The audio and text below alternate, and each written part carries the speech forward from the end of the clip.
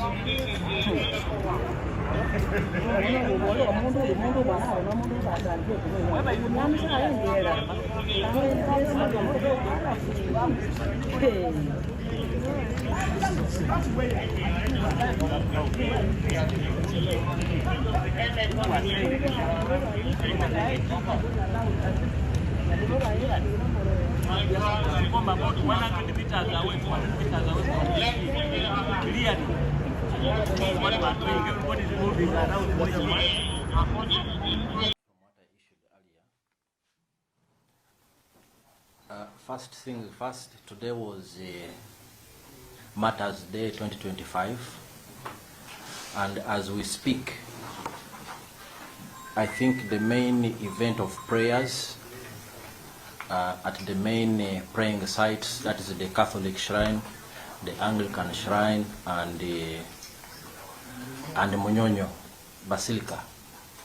Prayers have concluded successfully, and the faithfuls are going back to their respective destinations. So I think we commend the security services for again pulling off this momentous event. We know that it involves multitudes of worshippers and faithfuls in their millions, and we have yet again delivered safety to all who turned up for prayers today. However, it could have been a disaster if it was not for the vigilance of the security services.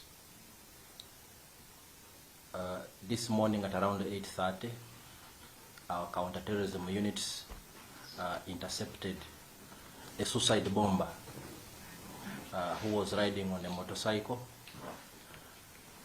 We intercepted her 600 meters from the Munyonyo Basilica, and that was the ultimate target. If she had managed to infiltrate through, I think we would be talking about a different story now.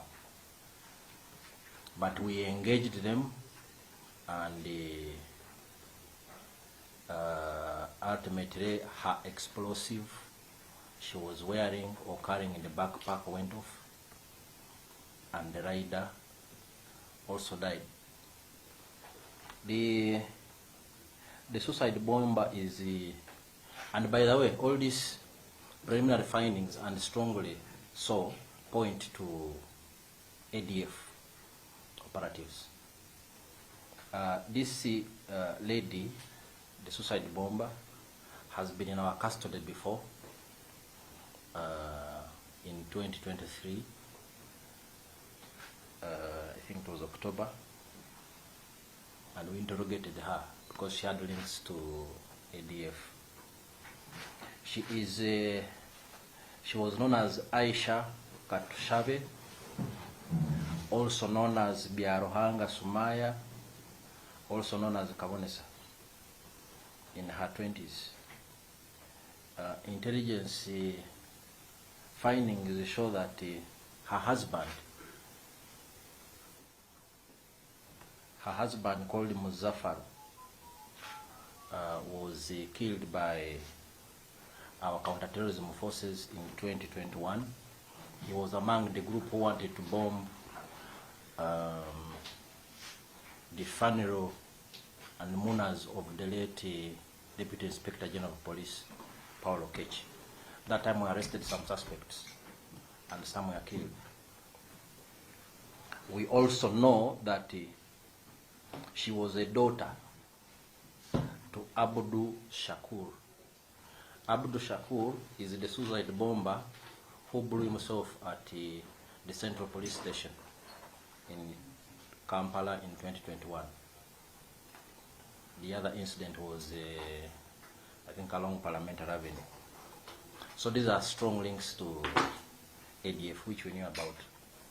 And in relation to today's event, intelligence was aware that the ADF was planning to attack worshippers and pilgrims on this day. In fact, 2 days ago, we arrested a suspect who is in custody right now, and he gave us very useful information. We found him with laptops and several rounds of ammunition, and the interrogations are still taking place. So we had strong links, and our people on the ground today were very vigilant and aware, and we congratulate all the security forces today who are in the field, the UPDF, the Uganda Police Force, and the intelligence services for preventing a catastrophe.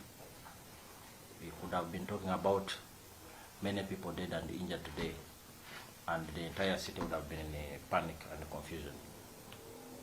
So briefly, that's about the event today, but I think the important message is that we have, again, the security forces delivered a successful Martyrs Day celebrations.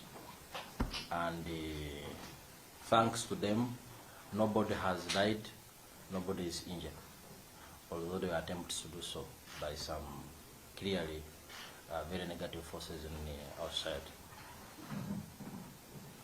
Any questions? Yes. About the rider? Oh, yes. The investigations are still going on, but from what we have gathered, the motorcycle is registered in the names of Musa and Yusuf. We are yet to establish whether the rider was Musa and Yusuf or somebody else, and what links they have or they could have with the terrorist who was riding on the motorcycle. So we will dig deeper into this, and we'll definitely find out. Are there more sleeper cells of ADF? And what are you telling the public? If this person was so close to the target? We have been saying this already in the past. We live in a very volatile Great Lakes region. We know that Eastern Congo is a hotbed of many violent armed groups, including the Allied Democratic Forces, which has conducted attacks against Ugandans for many years now, most recently in 2021. And we have always been appealing to the general public to be vigilant, report any suspicious individuals or objects or activities to the security forces, so that intervention measures are undertaken in time. And we thank Ugandans that, for the most part, Ugandans have been very cooperative with security, and working together with the security services, we have been able to prevent disaster. Otherwise, we could easily have another July 2010 bombings here. But the members of the security forces, working with the people who are very vigilant indeed, have prevented many of these from happening. We also have the Al-Shabaab situation.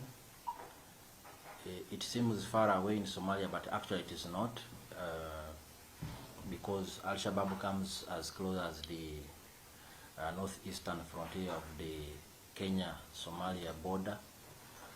There is a very big population of Somalis in Kenya, and increasingly even in Uganda, so they can always infiltrate. Our borders are porous, so the key is to ensure that we are constantly vigilant. Everyone, the wananchi and the security services. And that's how we'll be able to prevent disaster from striking our people, like it is happening in some places. You say you once arrested the suicide bomber, so you released her under which grounds? We didn't have sufficient evidence. And by the way, this should also tell you that the security services in Uganda and the justice system generally tries to be fair and considerate, although many people tend to think otherwise. If we don't have concrete evidence about you, we might be suspicious, but if we don't have evidence, then we will be compelled to release you. Because to take someone to court means you must have gathered your evidence, and that person will be prosecuted successfully. So there are definitely some gaps in what we had, and we let her go. But today, we have been vindicated that actually she was indeed a terrorist, even when we arrested her back then. But if you are a criminal, you can last so much. Eventually, the law catches up with you, and your bad deeds catch up with you, and she has perished today. Thankfully, without injuring any other bystanders. We have a big picture of ADF terrorist networks in this country, but I think it would be inadvisable for me to go into too much details, because otherwise the sleeper cells will become aware and they can sleep away or change tactics or change strategy or change location and so on. But we know, I've already told you that her two closest associates, there's a problem. I'm in darkness. Unless we have sound. No, for you, for others.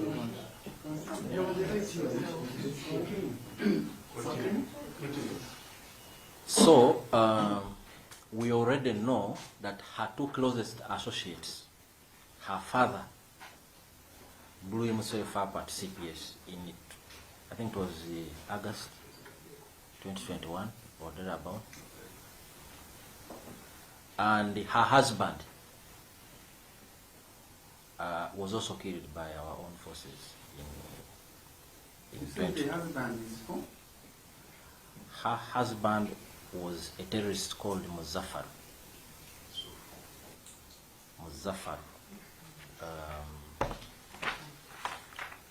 Muzaffaru, just a moment. Muzaffaru, I have one name, Muzaffaru. Her husband was Abdul Shakur, the suicide bomber who detonated himself at CPS. That is the father. Yes, the father is Abdul Shakur. She was a daughter to Abdul Shakur, a suicide bomber who detonated himself at CPS. That was 2021. Her husband, One Muzaffar, was also killed by our security forces in 2021. He was part of the group who tried to attack Munas who had converged at the send-off of the late Deputy Inspector General of Police, Lieutenant General Paulo Kech. So you can see she has very strong links to ADF networks.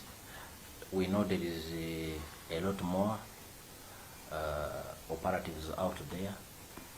That's why we are calling for enhanced vigilance by members of the public.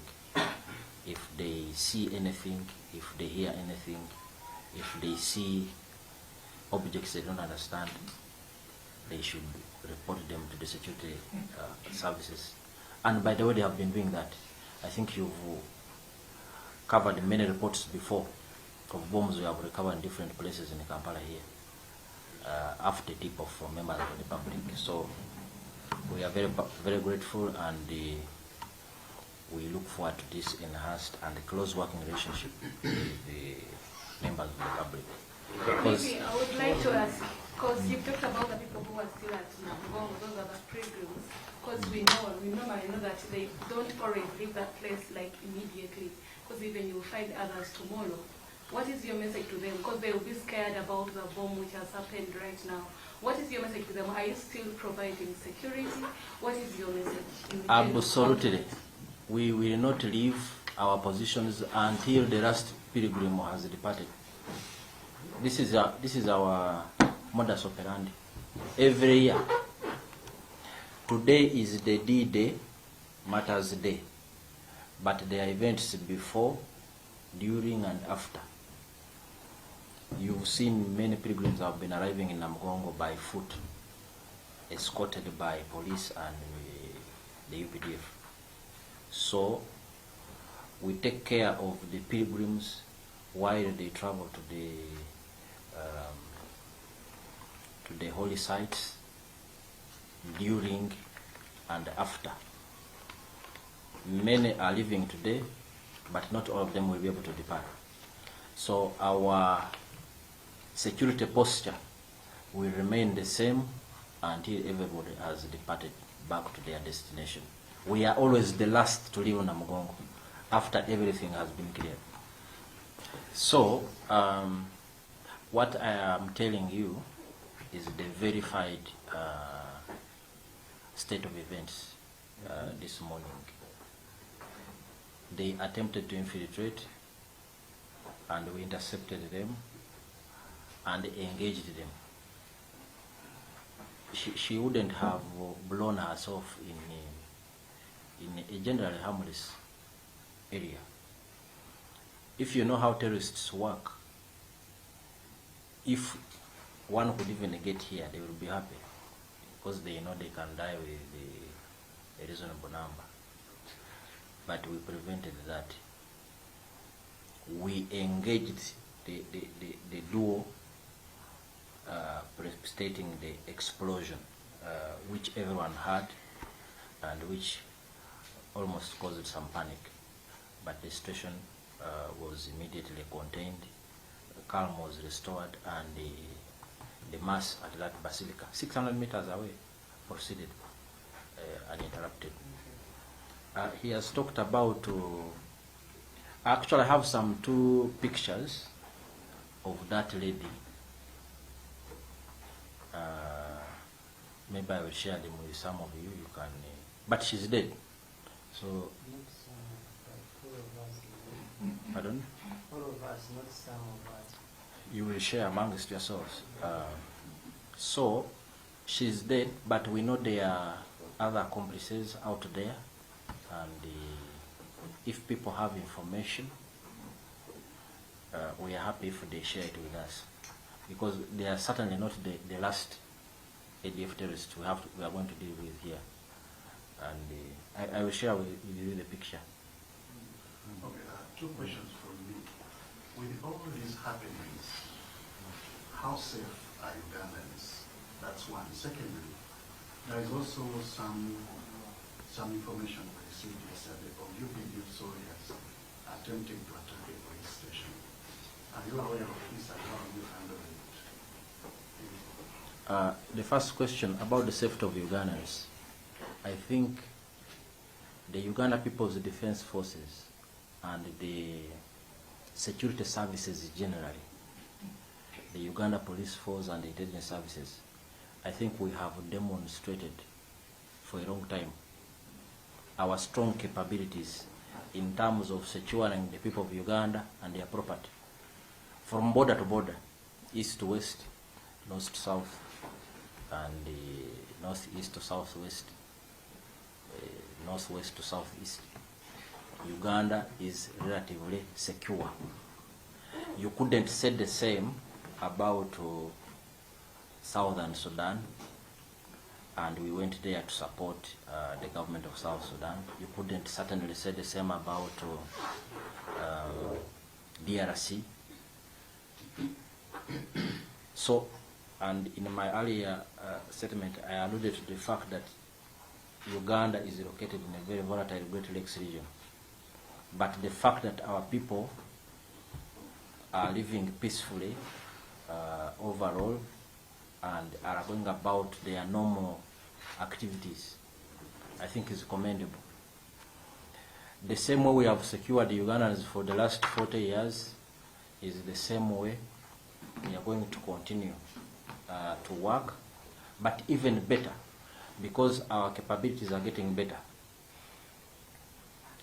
Human resource capabilities in terms of training, in terms of equipment, in terms of modern intelligence gathering capabilities, in terms of building reliable allies, in terms of deepening our collaboration with the Wananchi.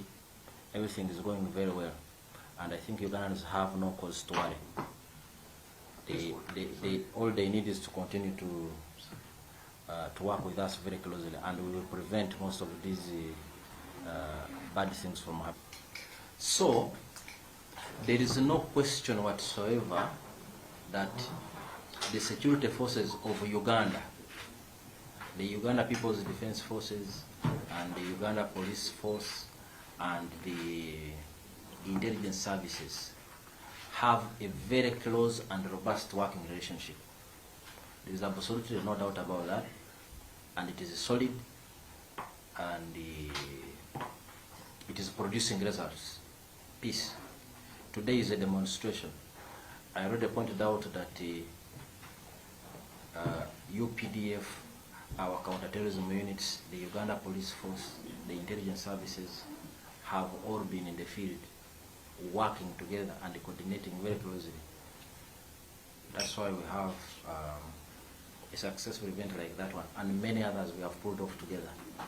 So, at a broader strategic level, our working relationship is solid and intact. For your information, we have an interagency security committee that meets regularly to harmonize issues of security in the country.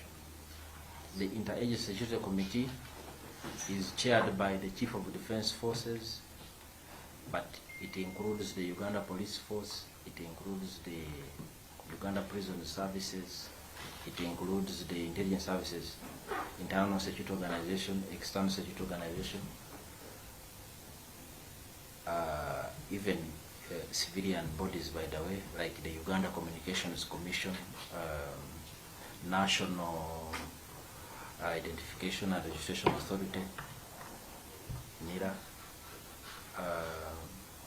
We have Financial Intelligence Authority. It is a big body, and we meet and compare notes on a very regular basis. So that's one. The few incidents which have happened are really at a tactical level, where elements of UPDF and elements of police clash in their course of duties. And I think it is not abnormal actually. Even in families, siblings fight. But when they fight, the father or the parents have an obligation to call them together and harmonize their differences.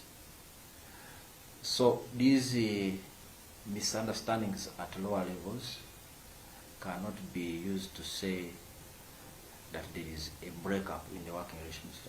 Far from it. So those incidents you mentioned, Lubowa, were reviewed and actions were taken. The incident in Wakiso yesterday involved another force, the Land Protection Unit led by Brigadier Chams. I'm told it is a land wrangle in Wakiso involving two brothers, two capable brothers who have been leveraging their networks. One allied to the police, and then the other one trying to use the group of Lukiamuzi. Even this is being handled and will be addressed. So these small issues cannot distract us from the big picture. There might be cases of indiscipline as well, but I think UPDF also has a very strong track record in terms of instilling discipline in our own who err. If you make a mistake in UPDF, you are sure you will be punished 100%.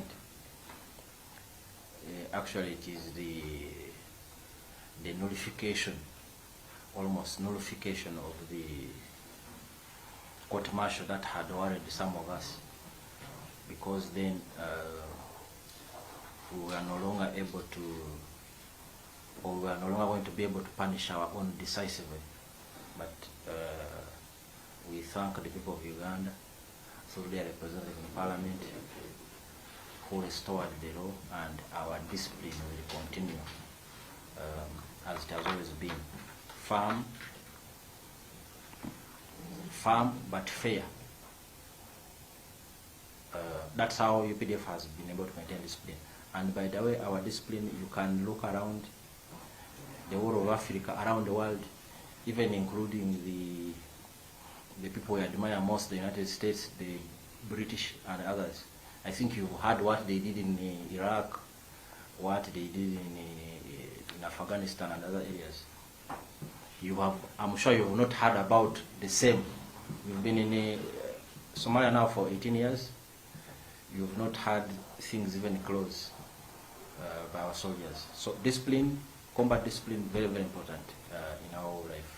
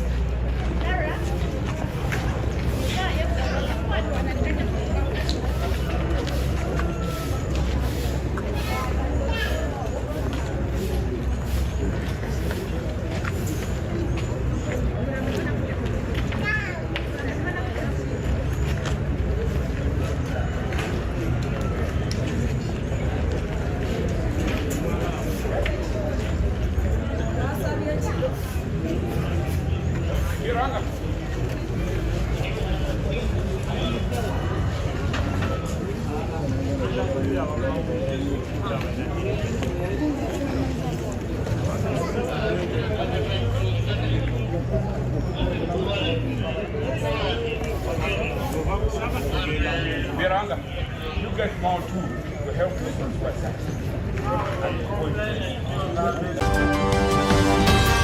us.